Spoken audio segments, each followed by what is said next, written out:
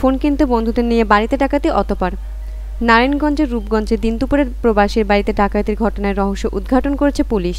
শুক্রবার ৫ ডিসেম্বর রাতে উপজেলার কাঞ্চন এলাকার নিজ বাড়ি থেকে ৩ কিশোরকে গ্রেপ্তারের পর চাঞ্চল্যকর তথ্য বেরিয়ে আসে। রূপগঞ্জ থানার ওসি তরিকুল ইসলাম বলেন, গত ২৪শে নভেম্বর রূপগঞ্জের কাঞ্চনে দিন দুপুরে প্রবাসী আব্দুর রশিদের বাড়িতে তারই ছেলে শাহরিয়ারের হাত পা বেঁধে মারধর করে আলমারি ভেঙে নগদ ১০ লাখ টাকা ও ১০ ভরি স্বর্ণালংকার লুট করে নিয়ে যায় দুর্বৃত্তরা।